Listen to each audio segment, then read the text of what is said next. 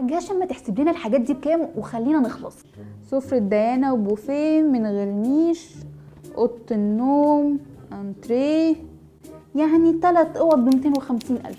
يا بلاش. لا ما هو بلاش فعلا يا حاج هاشم، بلاش. سفرة ب70,000 جنيه ليه؟ دي سفرة ديانا يا فندم. انت طبعا انسان ساذج وفكرت زيي ان ديانا مثلا كلت على السفرة دي ولا حاجة، بس المفاجأة ان ديانا ما حطتش معلقة على السفرة، والحاج هاشم صاحب المعرض سماها جدعانة منه على اسم بنته ديانا. فانت هتدفع 70,000 في سفرة ديانا هاشم، مش الملكة ديانا عادي. والحاج هاشم بيناديها دينا اصلا. بقى دعانة الحاج هاشم صاحب المعرض مش بتقف هنا. لما تقولي له ممكن السفرة تبقى 6 افراد بس مش 10، يقولك والناس اللي هتعزميهم هياكلوا فين؟ هتقعديهم على الانتريه يبهدلوه؟ عايزه الناس تاكل وشك؟ ما بالهنا والشفا، هو وشي ولا وشك؟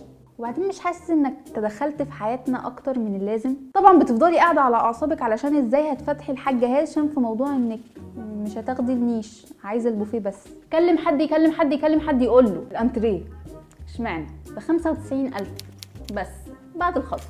طب قبل الخصم كام وليه؟ خشب زين يا فندم، مبرر على نفسه.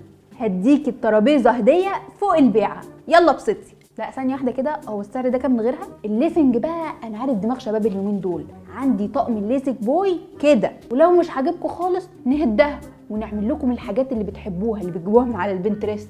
عارفه انا، شوفي كل ما هو خشب اطلبيه من عمك الحاج هاشم وبعون الله انفذهولك فورا. طب بالنسبه بقى لاوضه الاطفال هتعملوا فيها ايه؟ لا هنأجلها شويه ووقتها ان شاء الله نبقى نجيب. بعد الشر يا بنتي، انت بتقولي ايه؟ انت بتفولي على نفسك. رحتي كشفتي ولا العيب من عند مين؟ معايا رقم دكتور شاطر اديه للباشمهندس. ربنا يرزقك يا بنتي. يا حاج هاشم حرام عليك، انا بقول لك هنأجلها بس. ماشي يا ستي، المهم لو جبت ولد هتسموه على اسم الحاج هاشم. طب يا حاج انا راضيه ذمتك، الواد ده لو كبر وسالني سميتيني هاشم ليه، اقول له سميتك على اسم صاحب المعرض اللي جبنا منه العفش؟